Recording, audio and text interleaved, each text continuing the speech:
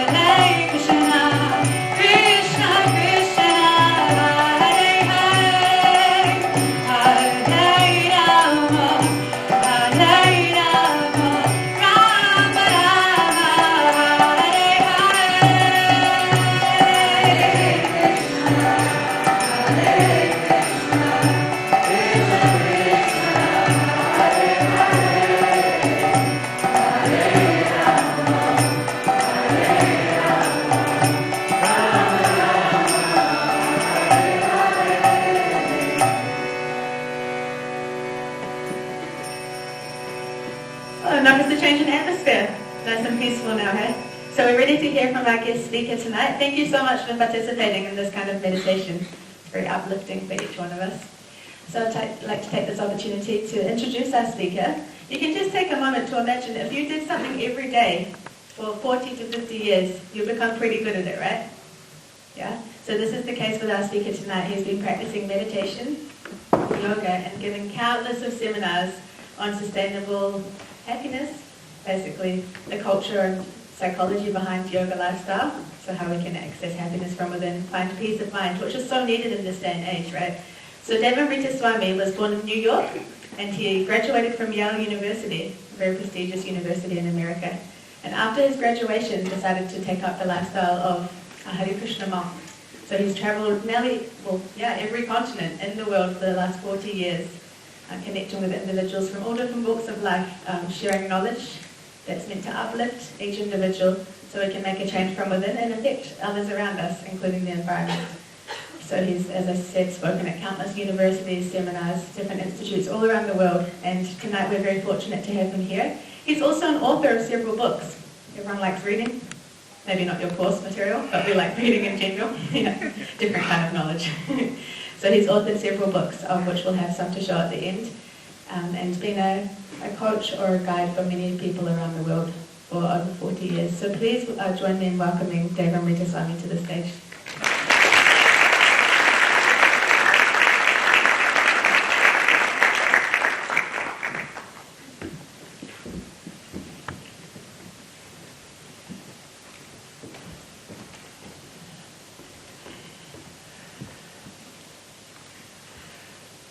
It's nice to be introduced as an international speaker, but I have to confess that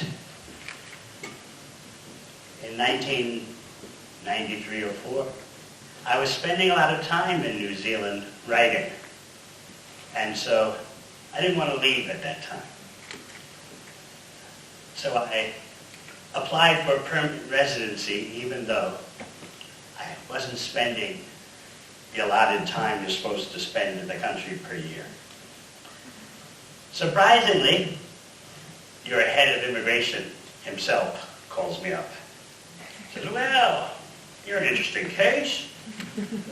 Got a distinguished education. But you're supposed to spend 6 months of the year in the country. Give me one reason why I should grant you an exception. I said, here it is. I'm a refugee from New York City.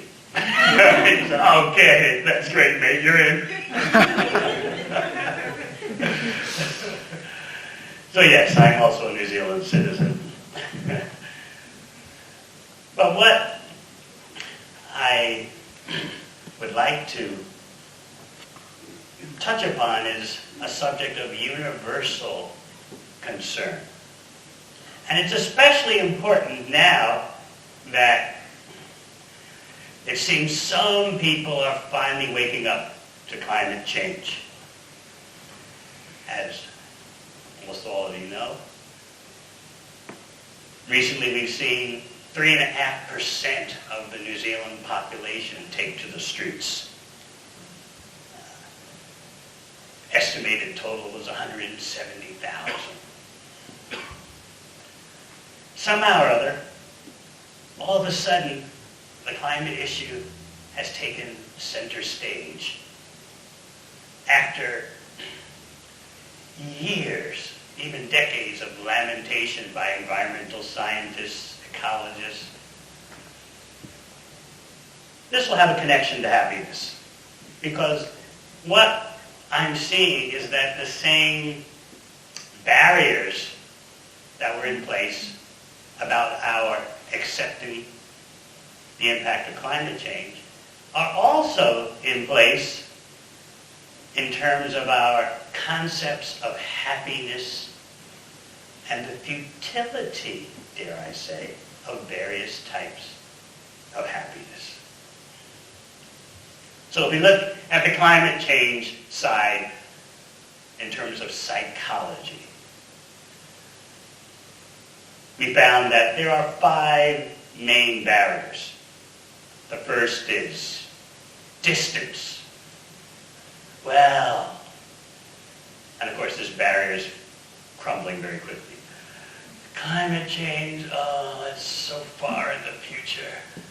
Was it year 2050? It's so far away. And the effects are felt in some remote Pacific atolls. We haven't seen any major effects yet. And it's kind of abstract, you know.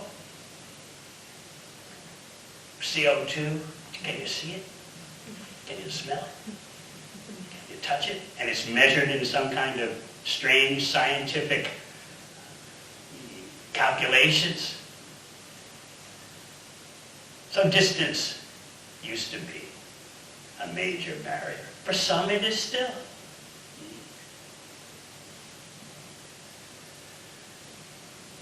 When it was snowing severely in the USA last year, our very intelligent president there said, "Just see, it's snowing. How can there be climate change?"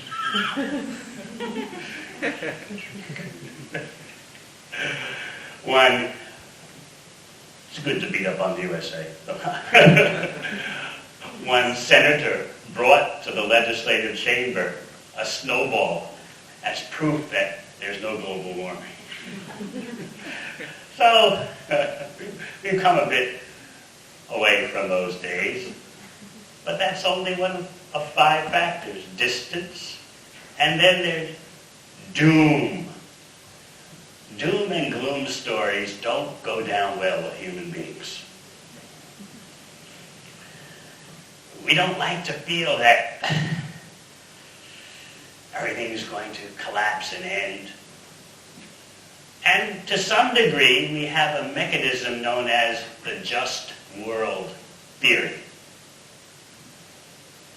That theory in its acceptance, unconscious acceptance, varies from country to country. It's really big in Protestant religious countries.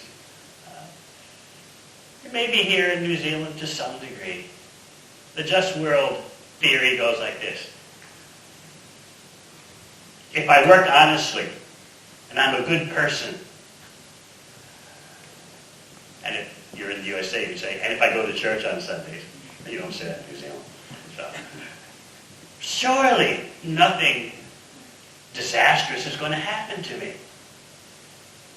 So psychologists are shocked to find how much this just world theory is in place. The world should act in a just way toward me and my people.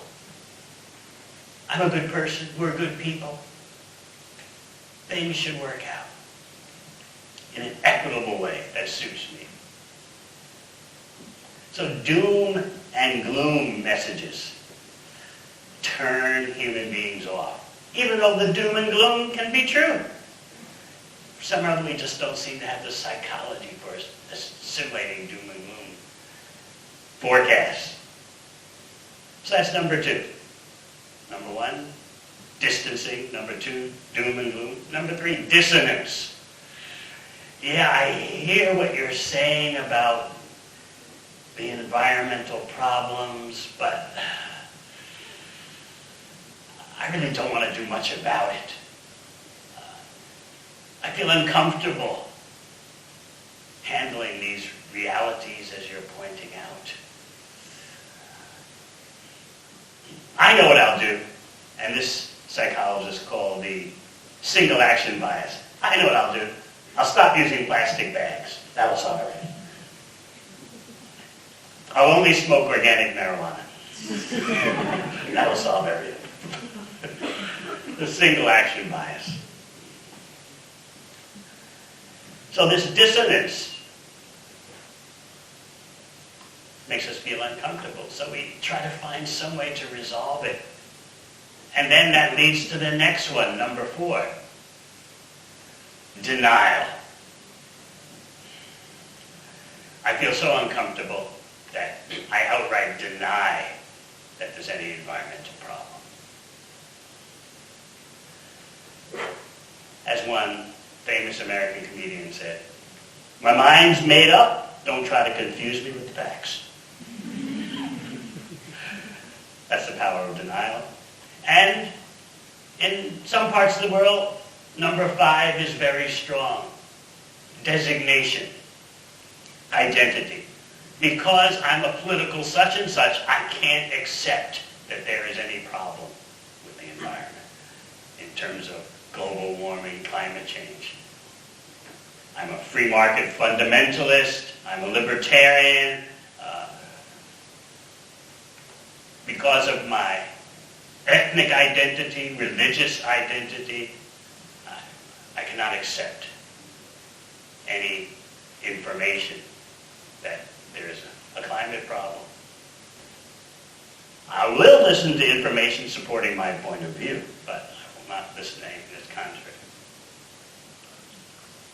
When we look at happiness, we find some of the same discomfort, some of the same barriers.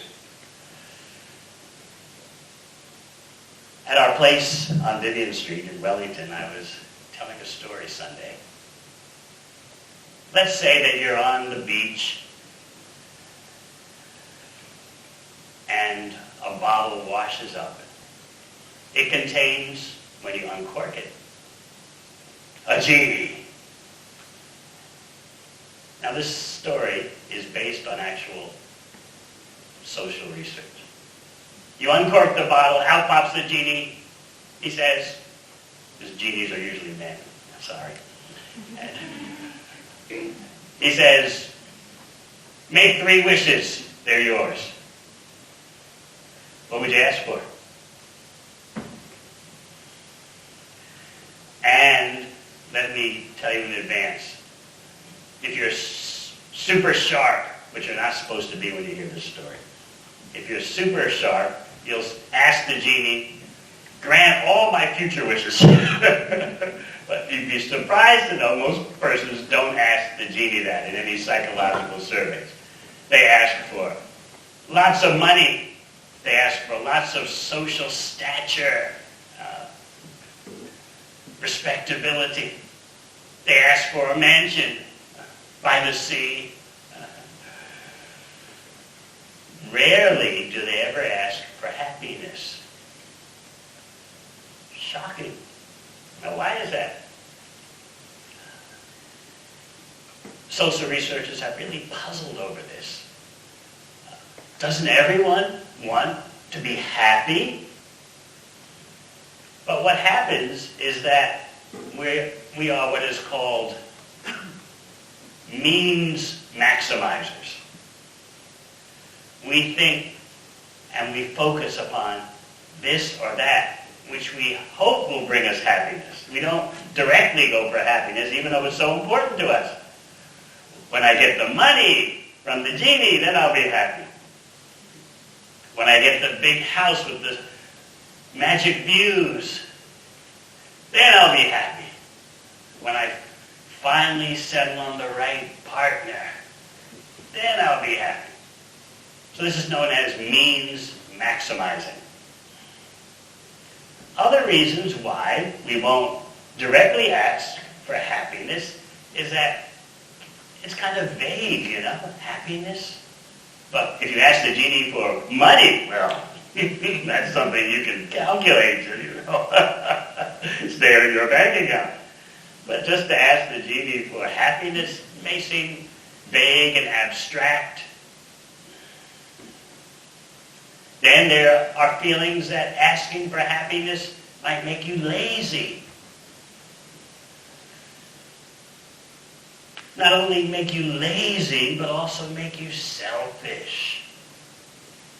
According to your culture and whatever part of the world you reside in, those factors weigh heavily or less. So it's amazing that even though happiness means so much to us, very few persons directly will respond that I want happiness.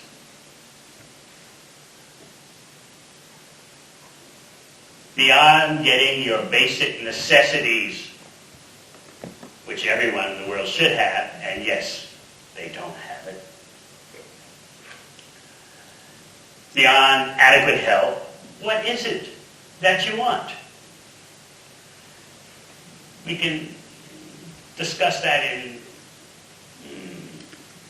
lofty terminology. We want a satisfying social network, number one. Number two, we want to do activities that are meaningful, that have purpose. And number three, we want well-being throughout all the ups and downs in life. We want some sense of stability. So on Sunday when I was speaking, I explained that there's a more gutsier version of those three, which is probably our real bottom line. So instead of saying we want a satisfying social network, we say, I want to be loved. Instead of saying, I want to do meaningful activities with a purpose. The bottom line is really, I want to be important. And when we say, I want a stable feeling of well-being throughout all phases of life, what we really mean is, I want to be in control. So I want to be loved, I want to be important, and I want to be in control. These are actually our instincts in the gut. Could it be that our quest for our happiness is completely tied into the environmental problem?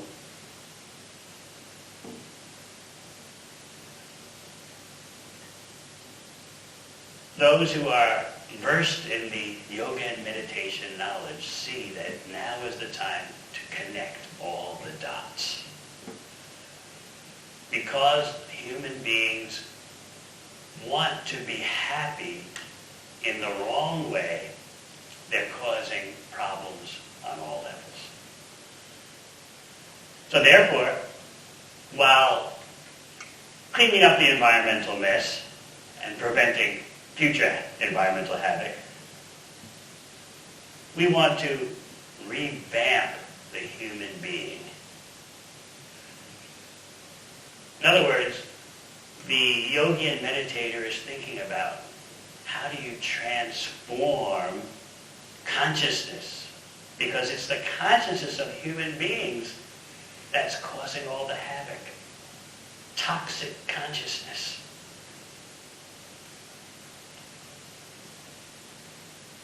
Human beings think that by acting in a certain way toward nature and its resources, they'll increase in love, importance, and control.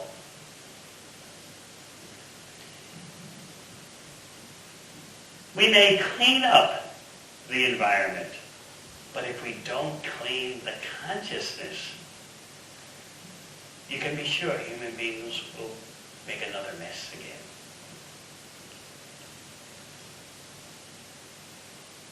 Some scientists have said, forget Earth, human beings need to go to another planet and start again. But you know what's going to happen on the next planet. The same mess, because the consciousness has not been purified.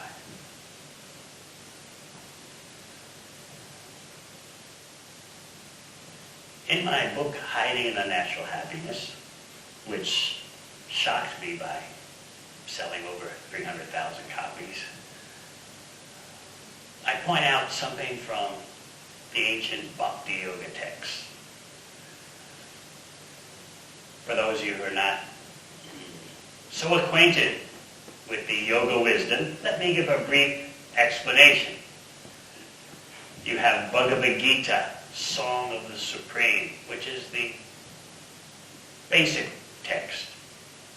And then you have advanced texts coming after that, which take all the themes of Bhagavad Gita and expand upon them.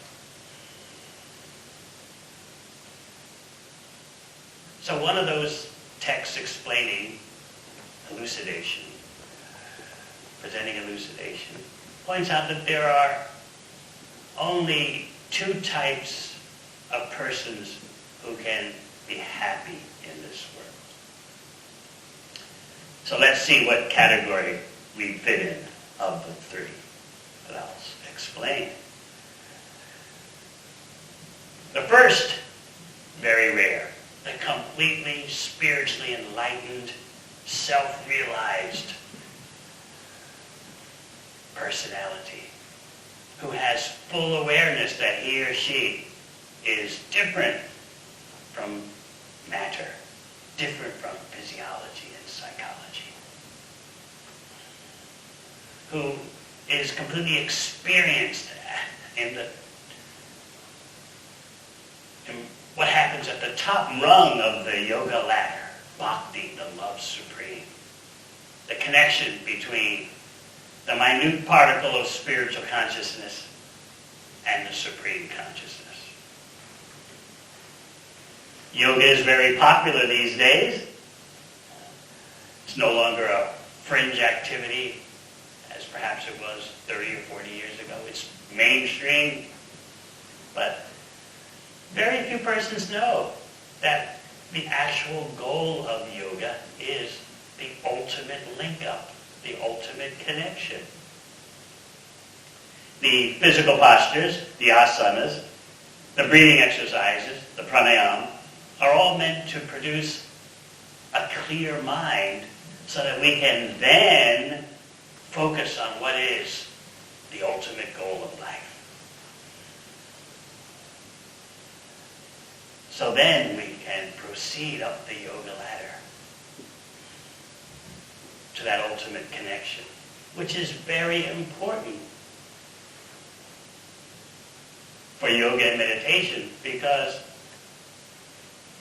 we're battling a state of disconnection. And that's actually what's afflicting human beings today. Disconnected from nature and disconnected from the source of nature. So, the first category can actually be happy. Someone who is completely experienced, not simply in theology and religious belief, but actual experience of the difference between the non-material self and one's body and mind, psychology and physiology. All right, you'd say, that probably leaves out most of the people in this room. Okay, Swami, can you give us something more practical and possible? What's the other category? Who somehow or other could be happy. You don't want to be in this other category. This category is like the complete, how do I put it? The complete party animal who just works hard, party hard, get it while you can. If it feels good now, do it. Don't worry about tomorrow.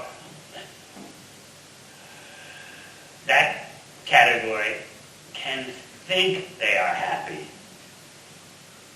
It's so incredibly short-term and shallow and destructive. But still, you can delude yourself into thinking, I'm happy, I'm getting what I can.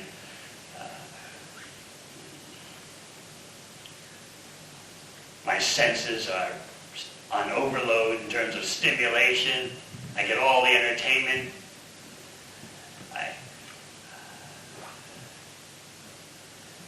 It's not real happiness, but you can think, you can delude yourself into thinking that's happiness. It's all right. You're not in that category also, thank you. So we're not completely self-realized, enlightened, and we're not complete fools. So what's left for us? It's the in-between. So the Bhakti Yoga wisdom points out that everyone in between, the completely enlightened and the complete fool, must be in anxiety. In other words, we're not smart enough and we're not dumb enough. So therefore, we have a sense of existential unrest. Sometimes we think, well, who am I and why should I be struggling and what am I struggling for? What the Bhakti Yoga knowledge or Krishna knowledge is offering to human society, which it has been offering for thousands of years, is an opportunity to renovate the entire thrust of the individual human life and the global human collective. Happiness. Happiness is a portal through which everyone can enter in terms of analyzing their prospects, analyzing what they're doing right now. And this is especially important in relation to sustainable happiness. It's become the hot topic now. I've seen the academic world go through its phases and cycles. Back in the early 90s, if you were an academic and wanted to study happiness, people considered that what a waste of time. Everyone knows what happiness is.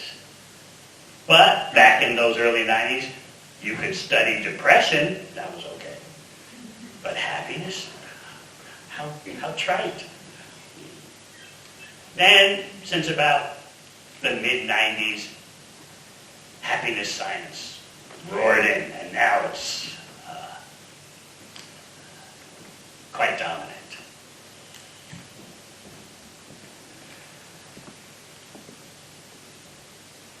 What we're seeing in the past few years is a new angle on happiness. Sustainable happiness.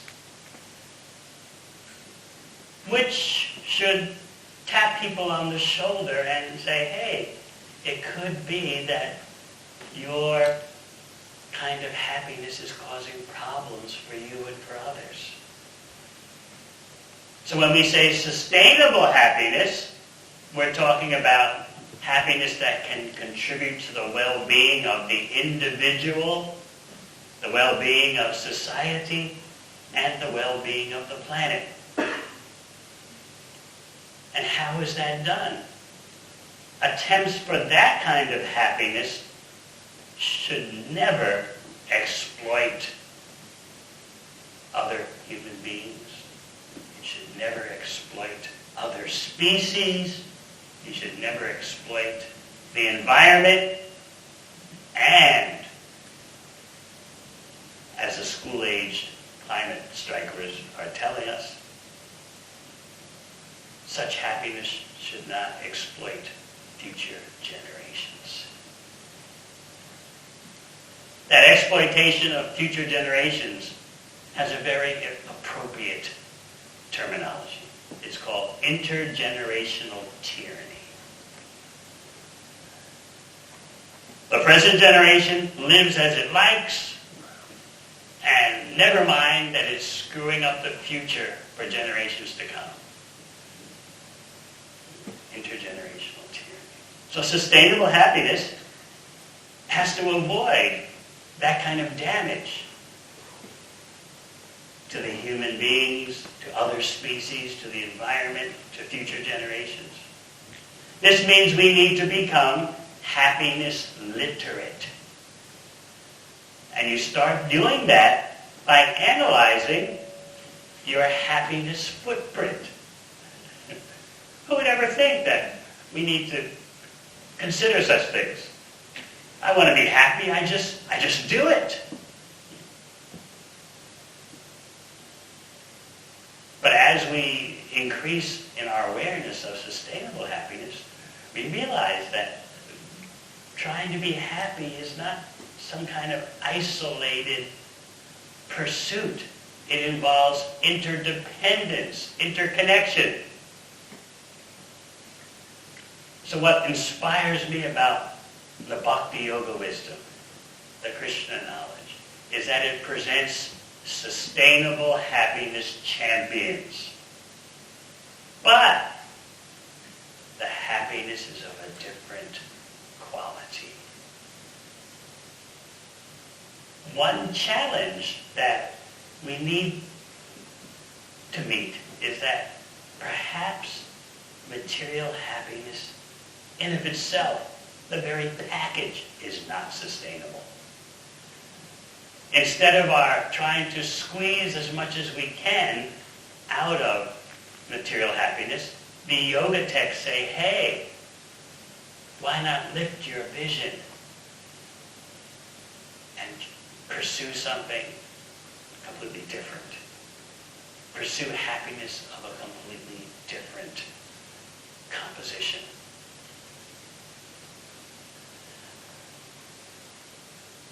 I was recently studying some information from my alma mater, Yale University, one of the super elitist universities in USA and the world. And of course my family couldn't afford it. I had a full scholarship. But they've just released statistics saying that during their students' 4-year undergraduate study there, 50% of them seek out mental counseling because of stress, anxiety, and other problems. 50%. So they decided to be proactive and offer a course in psychological well-being. They thought that maybe 30 students would sign up. But soon they found out hundreds were signing up. And by the time the course enrollment ended, 1/4 of the student body had signed up for the course. They had to give the course in a concert auditorium. So they were teaching the students the latest techniques for prolonging your happiness. And I have to say, I object to these techniques. You see, there's a thing called the hedonic adaptation curve. In plain language, it means that in your hedonistic endeavors, and hedonistic, using the word in the free from negative connotations, just the attempt to enjoy, to be happy, hedonic, hedonistic. So, there's this curve. You do something and it seems so fresh and exciting. Wow, I'm happy, this is good. So you're at the top of the curve. And then there's the problem of adaptation. The buzz wears off. The thrill wears off. And that's what rattles our cage. This is actually what makes us angry and frustrated, although we may not even know it. Why is it every time I try to enjoy, every time I try to be happy, the buzz, the thrill just fades after a couple of minutes?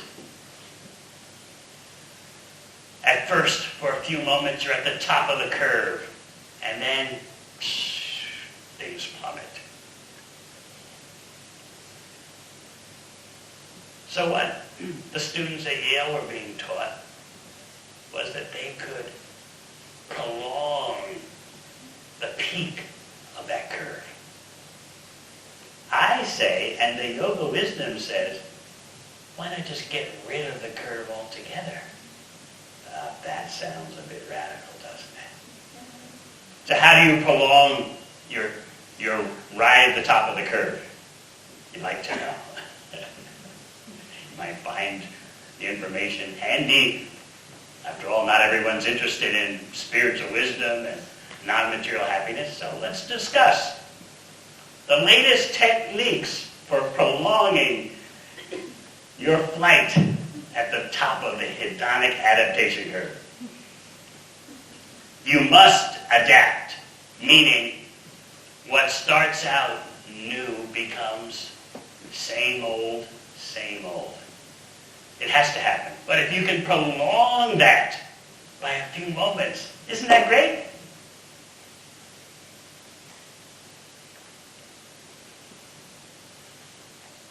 Research has shown that if you win the lottery for hundreds of millions of dollars, in terms of your momentary or subjective happiness, in less than 2 years, you're right back to where you started. Because you got used to the things money can buy and the experiences money can buy. There's no longer the thrill. Your overall life estimation feelings go up. But your moment-to-moment subjective happiness doesn't increase after some time. It goes right back.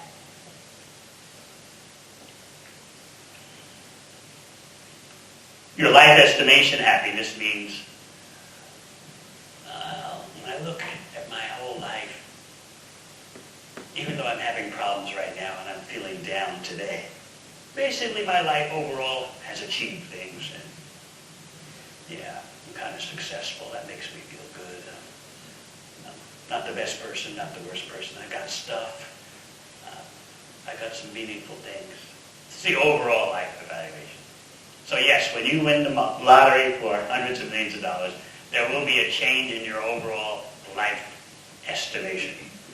But your subjective sense of happiness, how do I feel after you win and get used to the win and all the stuff the winnings can buy, it goes right back down. You descend from the curve. So again, how do you, if you want to be a first-class materialist, you've got to prolong your stay at the top of the hedonic curve, the hedonic adaptation curve. So these are the latest techniques recommended by the cream of psychological researchers. Savoring. While you're, okay, let's say you're eating some ice cream or a cookie. Savoring means you step out of the experience while still being in it. Now, let me think about how good this is. Let me focus. Let me meditate on how I'm feeling. You really try to be in the moment while at the same time stepping out of the situation so that you can pat yourself on the back, so to speak. This is really good. I mean to say, this is wonderful. That's very important, savoring, for prolonging your stay at the peak of the hedonic adaptation curve. You are going to crash, but remember, material life is all about prolonging that peak. If you can just do it for a few moments, how glorious is your life. So that's the first thing. Catch yourself in the act. When I think about it, this cookie is just, it's just wonderful. What else do you do? Immediately after you're finished. And unfortunately, things have to end.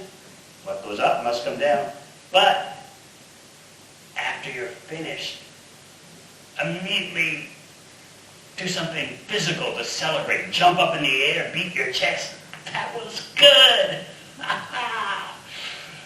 that prolongs the after effects. You've got to be clinical about this. You've got to be serious about this.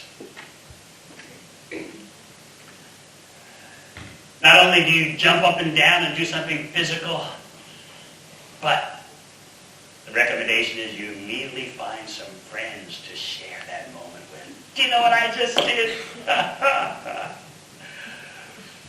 Of course, your friends probably feel bad. Why him or her, not me? But you immediately find someone to tell and share the experience with. Keep a memento, a photo or something. Because you can squeeze some extra happiness out later by doing a review in your mind. You can just, later, you can just visualize that enjoyable experience you had for a few moments.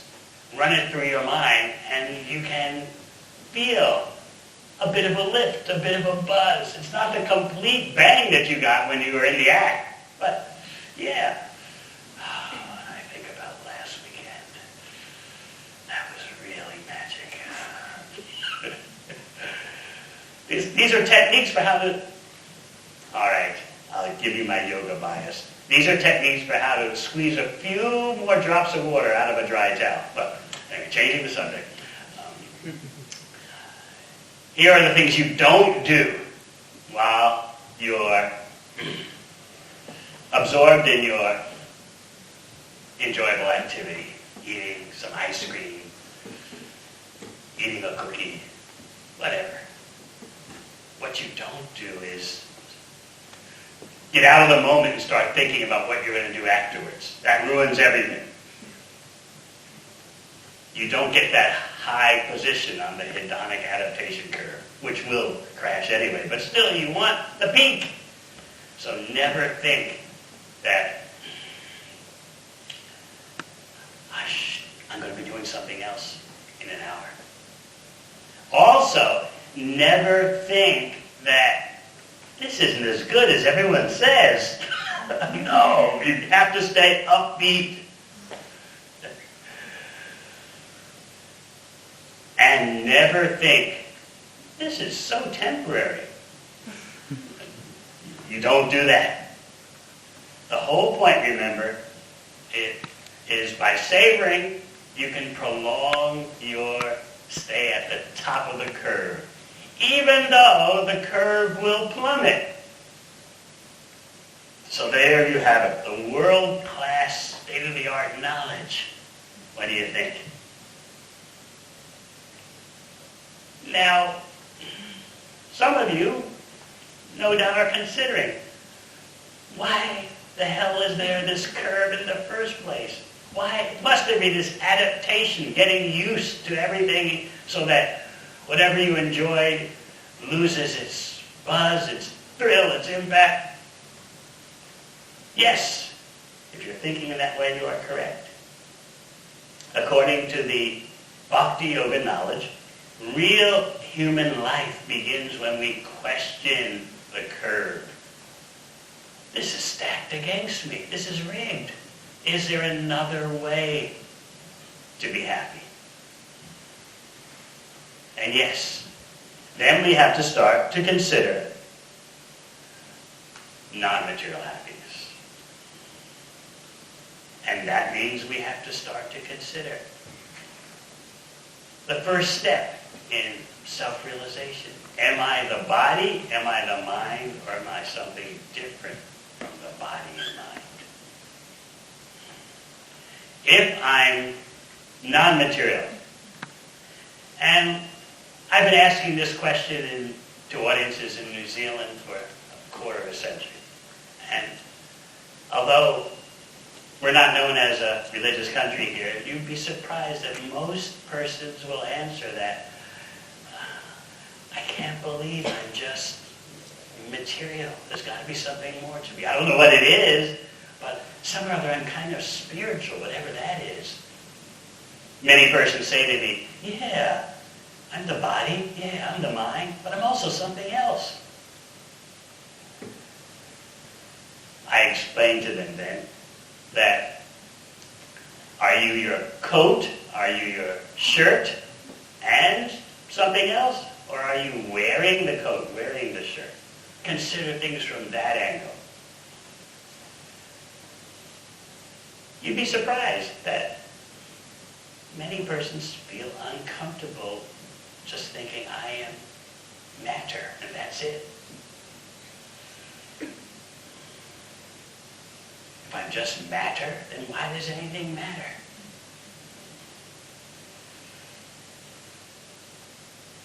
Yet we pursue psychological and physical happiness. Could it be, as the Bhakti Yoga texts point out, as Krishna explains in Bhagavad Gita, because we are non-material, our pursuit should be for non-material happiness. But some or other, even when we think we're kind of spiritual in some way, we end up doing the same thing as everyone else, trying to squeeze temporary happiness out of a temporary body and mind. And in this way, we trample the earth. We're destroying nature because we want happiness in the wrong way. Our conception of happiness is completely different from what it should be. So we need some sustainable happiness champions, but that sustainability can't happen on the material plane. As Albert Einstein is said to have said, a problem is never solved on the same level that it originates.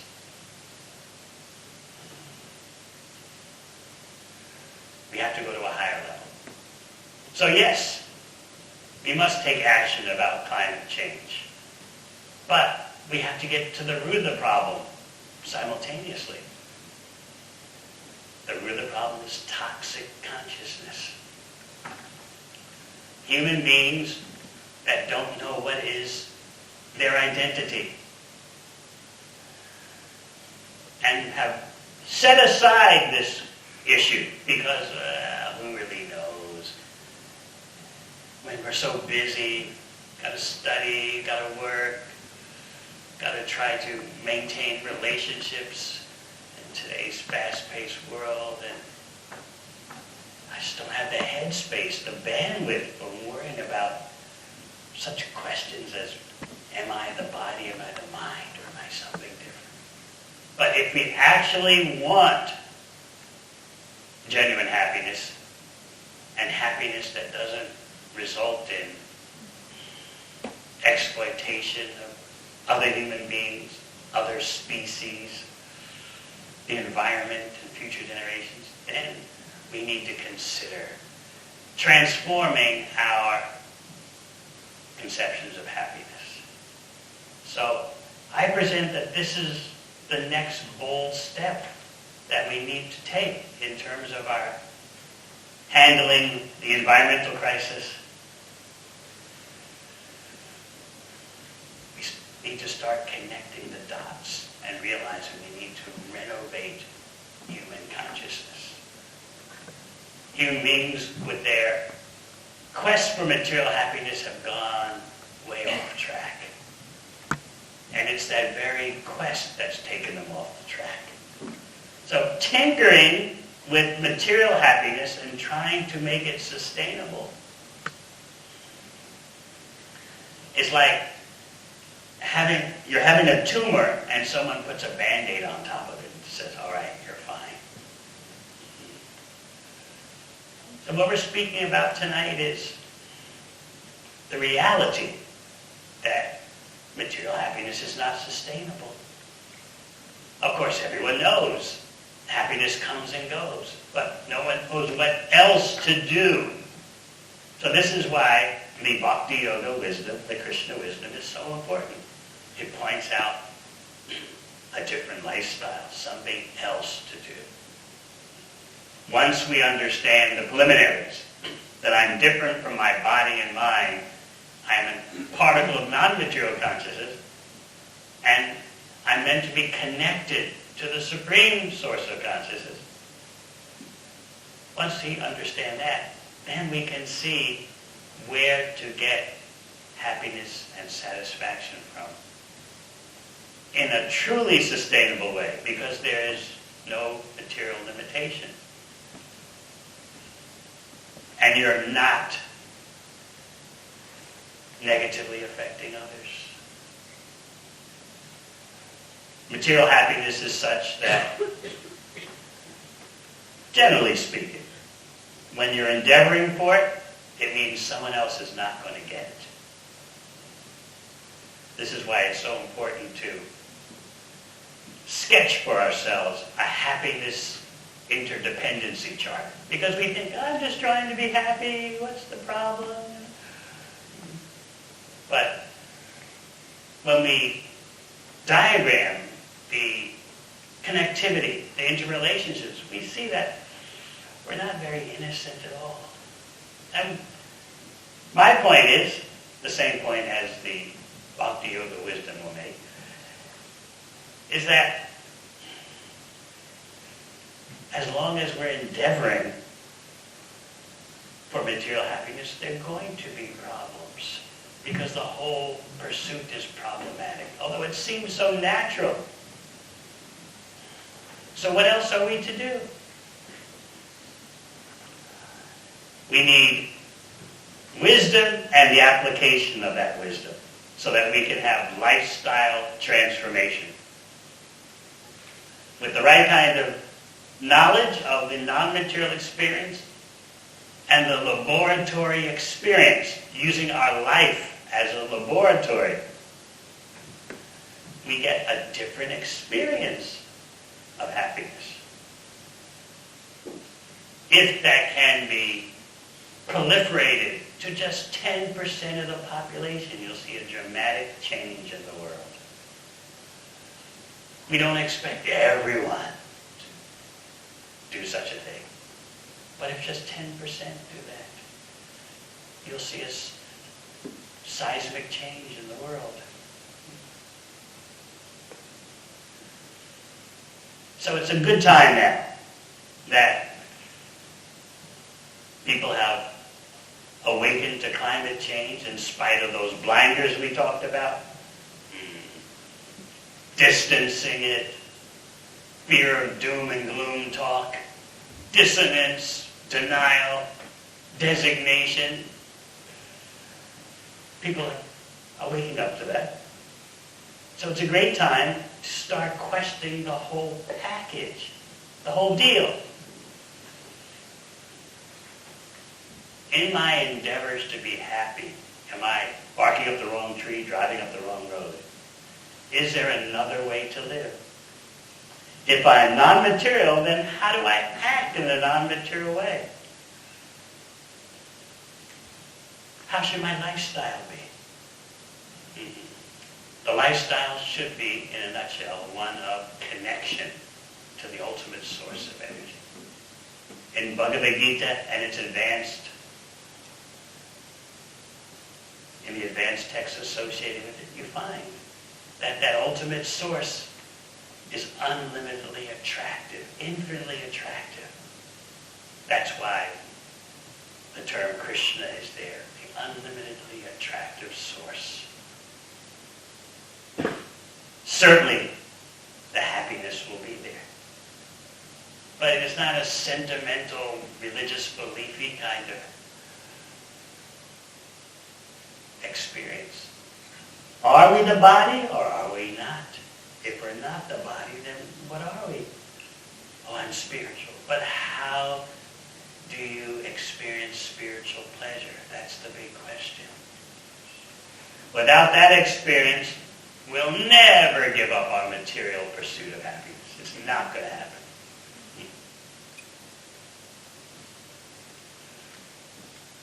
So much of the Bhakti Yoga process is about that ultimate connection for the sake of genuinely sustainable happiness.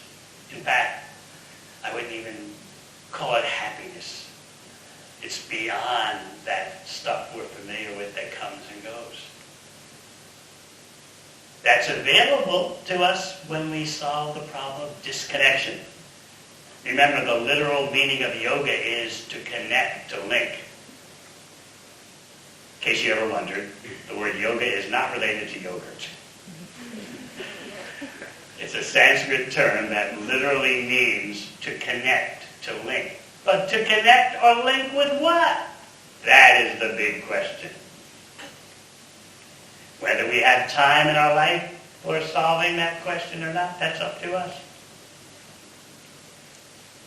So, in conclusion, I advocate something much better than savoring, trying to squeeze a few more drops of water out of a dry towel, and then take a picture of it, and tell your friends about it. Did you see that? I got one drop of water out of a dry towel. I wrung it, and I wrung it, and I wrung it. Jump up and down, beat your chest about it. There is something there. Everyone knows there is something there. 2 minutes worth. All that work and endeavor just for a quick ride on the hedonic adaptation curve. And then, but if you can prolong the peak for a couple of more minutes, you think, oh, life is good. No, there's a better way to live. So the purpose of this talk is just to tap you on the shoulder gently and point out there could be a different way, and there could be a real solution to these environmental paradoxes that we've trapped ourselves into. So yes, let's do the immediate necessary in terms of trying to salvage the planet. But at the same time, let's think about the deep solution. Let's get to the root of the whole crisis in sustainability. And that means we have to start dealing with consciousness. Should I be in material consciousness, or is there such a thing as spiritual consciousness? What is that? Is it just some kind of, is it religious faith, religious belief, a little scary? Or is it a distinctly different type of consciousness and happiness and satisfaction? All right, I thank you so much for your attention.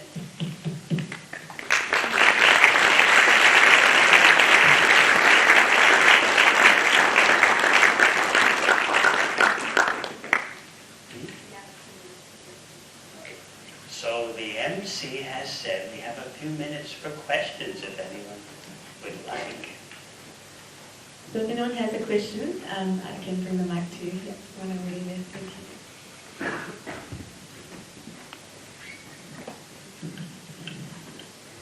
Hello there.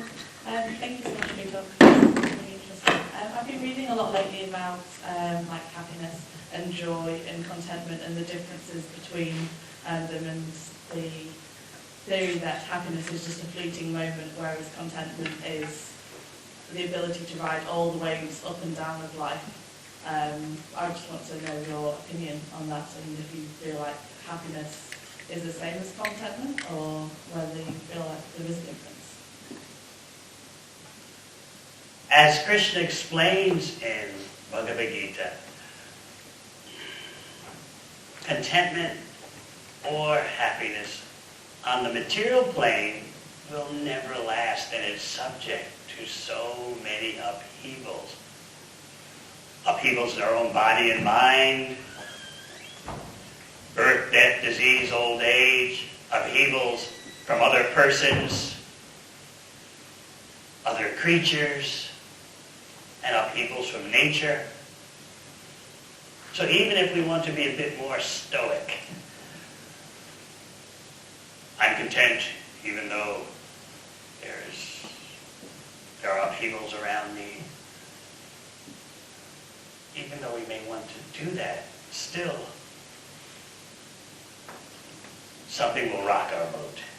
Because that's the nature of life on the material plane. So certainly we appreciate someone's endeavor to find a niche that can breathe through all the ups and downs. But the fact is, sooner or later our boat's going to get rocked.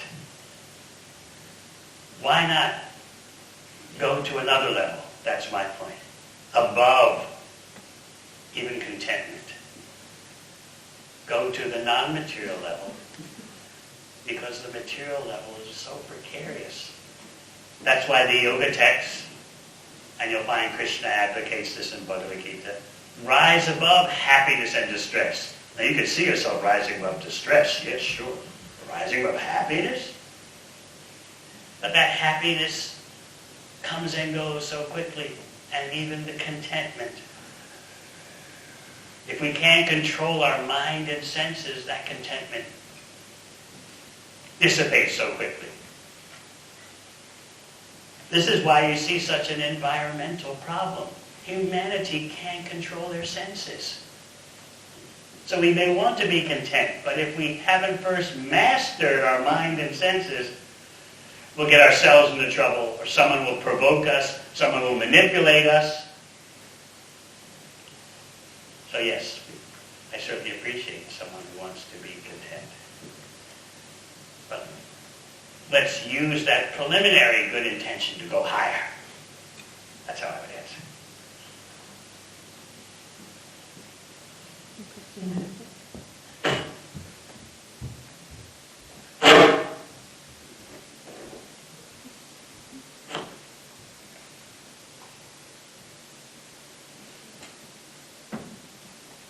Hello.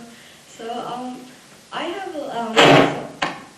sort of different kind of ideas on like contentment. So because I find that there's a clear split between happiness and contentment. Because for me, I feel like there's no sadness without happiness, because in order to be happy, you must have been sad at one point. So I feel like contentment would be the most kind of upper level of, I don't know, spiritual achievement or something. Because for me, I feel that contentment is like the middle part, because I think you mentioned the something curve, Hedonic adaptation curve. Right, that curve. Write that down. Yeah, not like 3 times I've covered it though. So for example, in this curve, so going up that curve, you have this happiness, right? But then when you go down that, well, at some point you're going to go down that curve, right? And then that's where you get the sadness. But obviously, if you want to have happiness, you must have gone down that curve to be sad. So surely contentment, which is, for me, I feel like that's the middle, that neither happy and neither sad, sort of in the middle. Not human and robotic, but the sort of, it's not like the kind of overly happy, overly sad, but in the middle kind of thing. Surely that would be the most kind of uppermost level of, I don't know. Sounds good, but as I answered our friend here, our problem is we can't control our mind and senses. We're not the master of our mind and senses. So therefore, our efforts to be content run into problems. Theoretically, it sounds good. I'm just going to be content. I'm going to not ride on the wild hedonic adaptation curve. But we've got things in our body and mind that are pushing us, things around us, society, influences from family and friends, and they're rocking your boat. And so unless you're a genuine hero, unless you can be the master of your mind and senses, your contentment will be dissipated sooner or later, and most likely sooner. Like one of those big white clouds in the New Zealand sky, and then the winds change, and the cloud's gone. So please think about that. Anything else?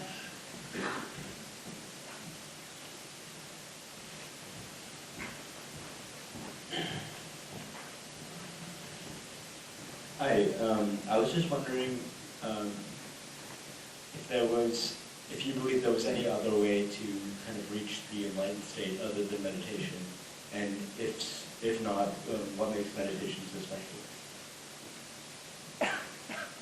Let me tell you something.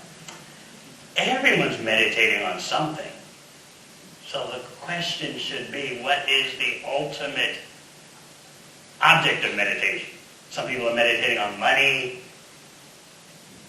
Some people are meditating on their next hookup.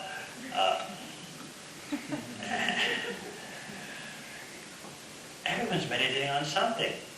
So our question should be, what is the ultimate object to meditate on? That's the top rung of a yoga meditation ladder. Rather than just say there's a generic meditation, which I know is a common conception. People are so stressed these days that if you can just get them to chill out for 5 minutes, meditate on the blank wall, meditate on a candle, meditate on your breath, that's a great accomplishment.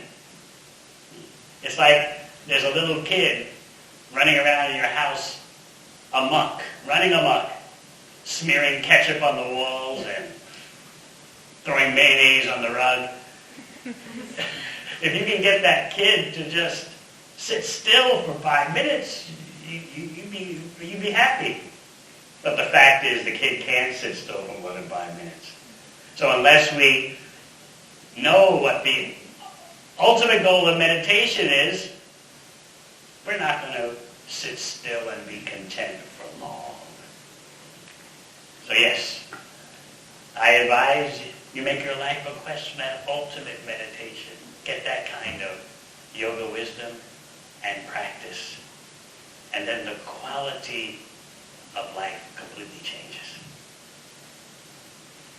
Good question, thank you. No one else for questions? We have a moment. Yeah, just in the back there.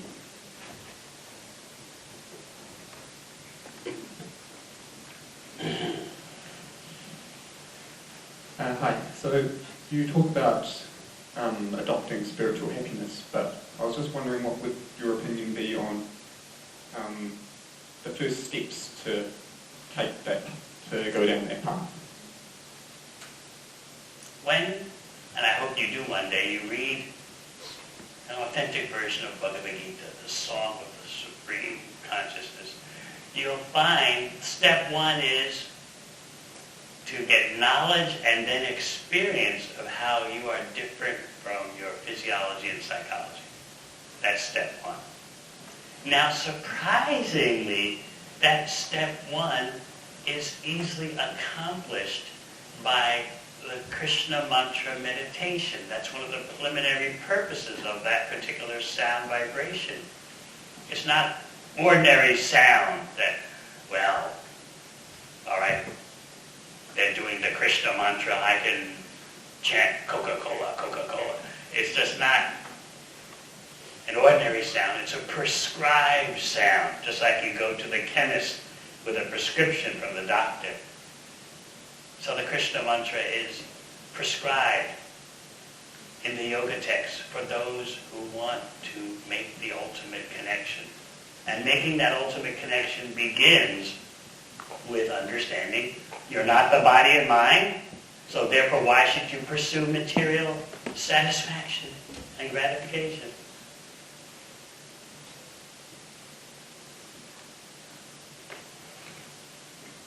So yes, this mantra meditation is so important.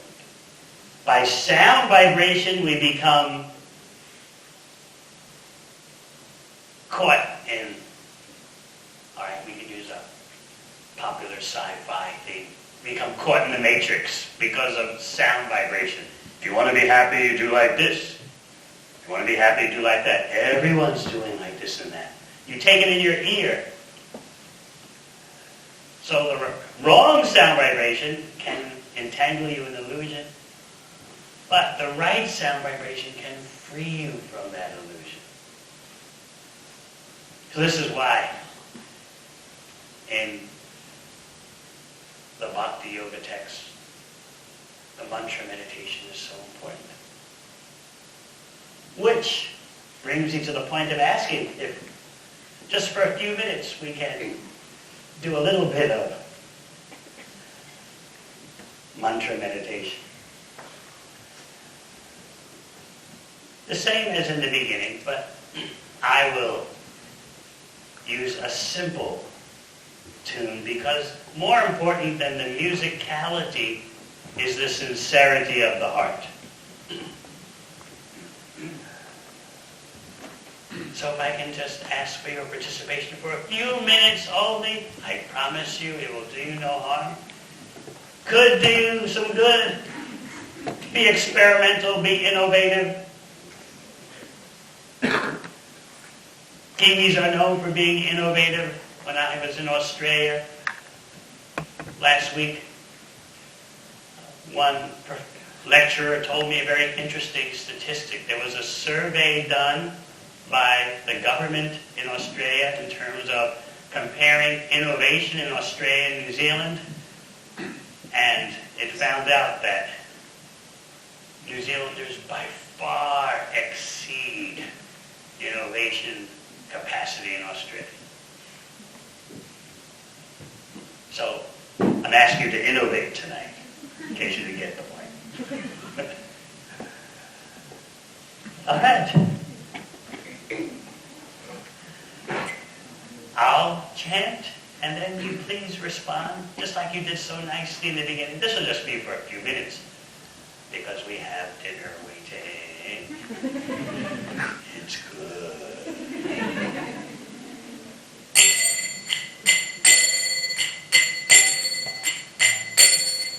Hare Krishna, Hare Krishna, Krishna Krishna, Hare Hare, Hare Rama, Hare Rama, Rama Rama, Hare Hare.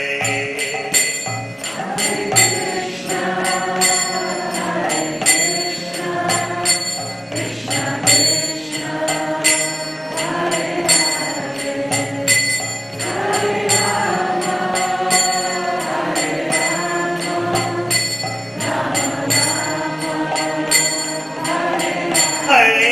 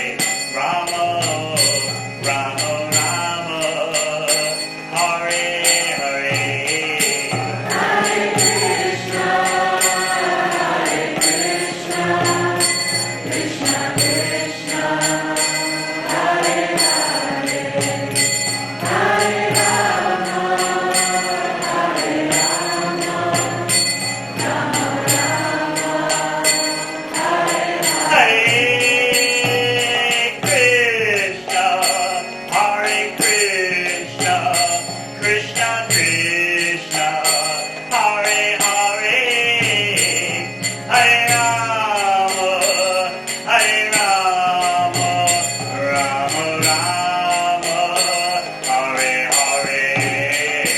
Hare Krishna, Krishna Krishna, Hare Hare, Hare Rama, Hare Rama, Rama Rama, Hare Hare. Hare Krishna, Krishna Krishna, Hare Hare, Hare Rama, Hare Rama, Rama Rama, Hare Hare. Hare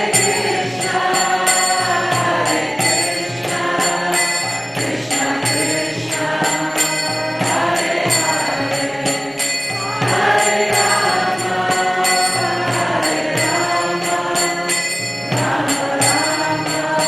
Rama, Hare Hare. Hare Krishna, Krishna, Krishna Krishna, Hare Hare, Hare Rama, Hare Rama, Rama Rama, Hare Hare.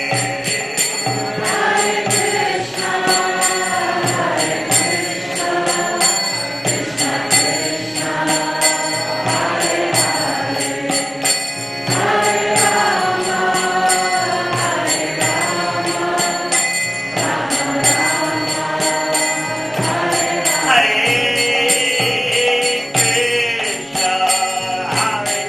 Krishna, Krishna Krishna, Hare Hare, Hare Rama, Hare Rama, Rama Rama, Hare Hare. Hare Krishna, Krishna Krishna, Hare Hare, Hare Rama, Hare Rama, Rama Rama, Hare Hare. Hare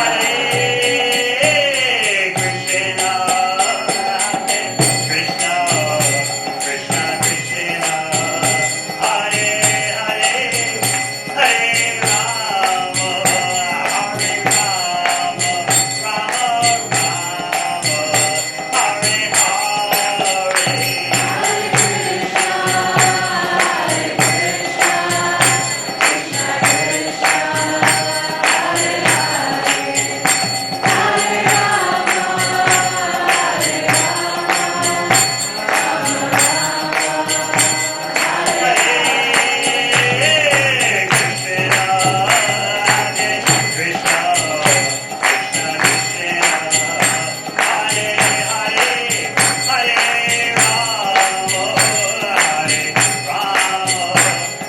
Rama, Hare Hare.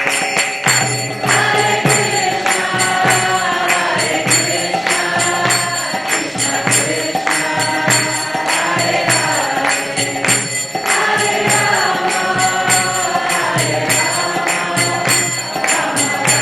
Krishna, Krishna Krishna, Hare Hare, Hare Rama,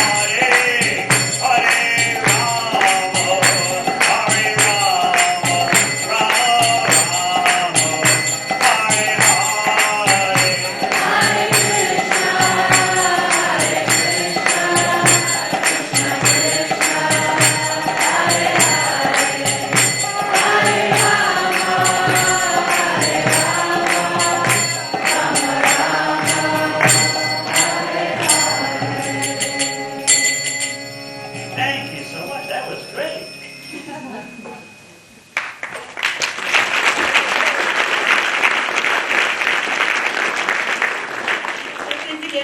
together for our special guest speaker, Devon Richardson.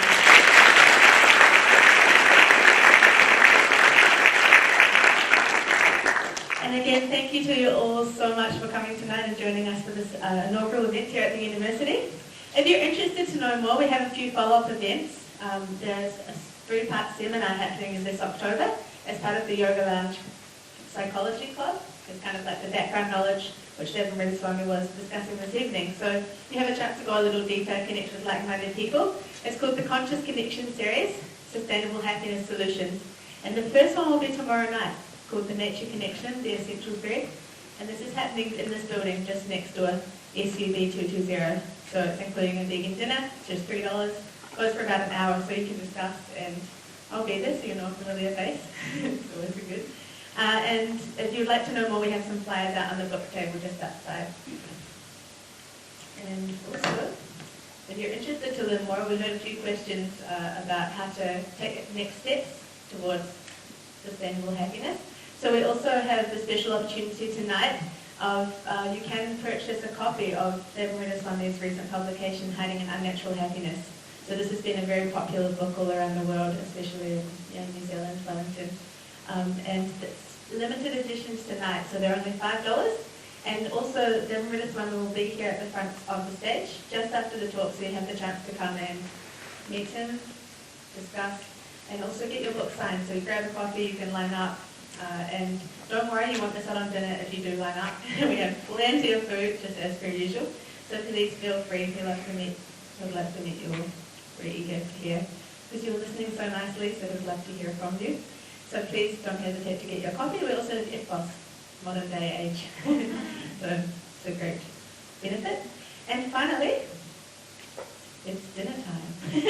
So thank you so much once again. If you would like to know more, also we have another book table inside the foyer just outside, so you can get any of the Bhakti Yoga texts out there. Otherwise, please head through to the foyer and we'll be serving a nice vegan dinner for you. Thank you so much.